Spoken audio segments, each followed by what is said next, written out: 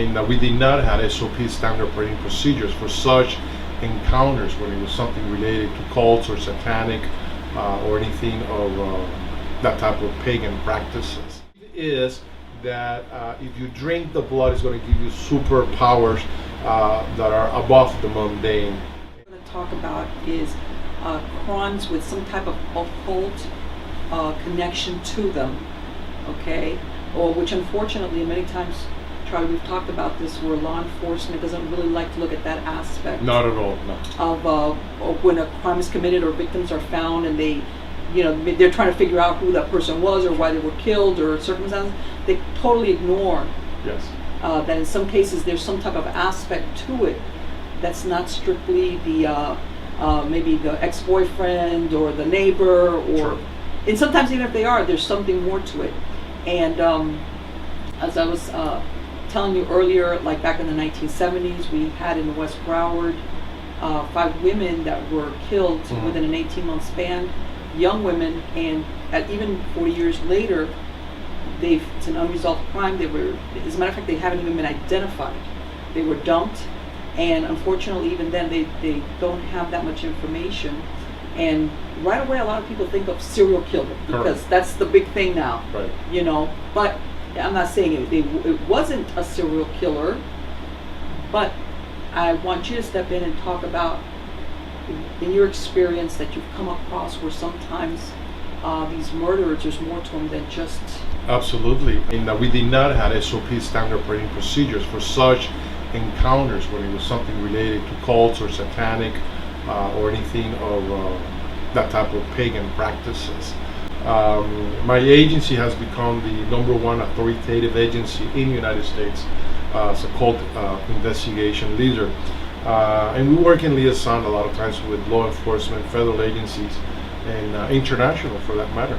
I think in this particular case, back then you didn't have DNA, the crime scene investigations like CSI was not developed to what it is today. Right. So it was pretty much by logic and common sense and the cops' reasoning of trying to follow any visible evidence that would lead to the potential perpetrator.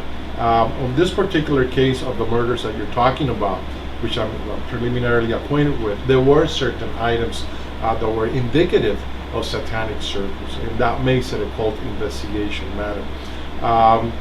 It's something that the Federal Bureau of Investigation is completely aware, and unfortunately they have not designated a particular branch for the study of such. If we look at most of the serial killers in the United States, coincidentally, according to statistics, between the year of 1979 to 86, there was over 100 serial killers active in the United States. They were aware of. That they were aware of, including more than 500 homicides. And about 100 of those were cult satanic related. The Black Sabbath, you see the pentagram, the blood sacrifices, and they were leaving a lot of clues which will substantiate Satanism and so forth. Which also we have to look at nowadays.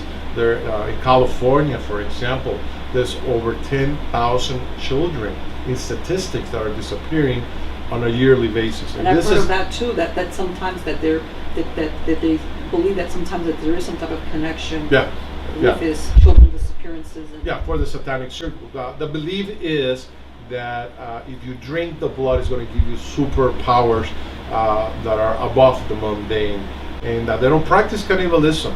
So there's a big demand now for the cartel in Mexico and Juarez, and law enforcement is not interfering because they don't know how to penetrate undercover this type of groups. And one of them being La Santa Muerte, which is now taking a big upgrowth of satanic rituals involving a lot of humans. Juarez right now is considered by the Pentagon of the United States the most dangerous city in the world.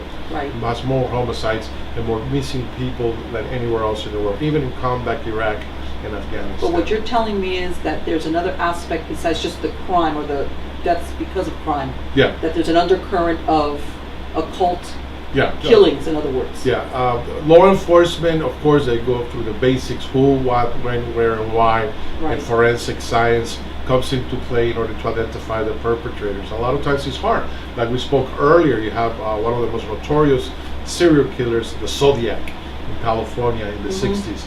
And he, they got the FBI involved, the CIA, and behold, it was an elementary school teacher who was able to decode the cipher, advancements of letters that he was sending out, and he was never caught. Right.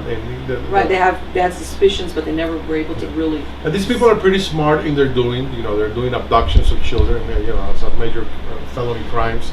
Let me ask you something, because and this is one of the things I found, and we've spoken about this at other times.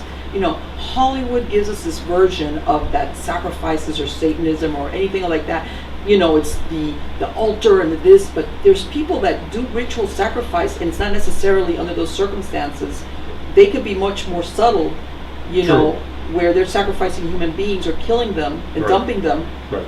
Well, you have the active and inactive in demonology, which of course is the admiration for Satan, and of course these are disbelievers of our traditional religious beliefs, whether they're Christian or Catholicism. And when I say active and inactive, Right. on Black Sabbath and the altar doesn't mean that you're going to have the body of a human being for sacrifices. They don't have candles, like the Church of Satan in California, which was established by LaVey in 1966. Now you have the Church of Seth, which broke away from LaVey several years, extremely active with more than 4,000 members and growing. You have the OTO, Ordo Templis Orientis, by Aleister Crowley, and that's a worldwide black lodges which practice Satanism. And it's just the adoration for Lucifer and everything that is evil, and that's what they worship.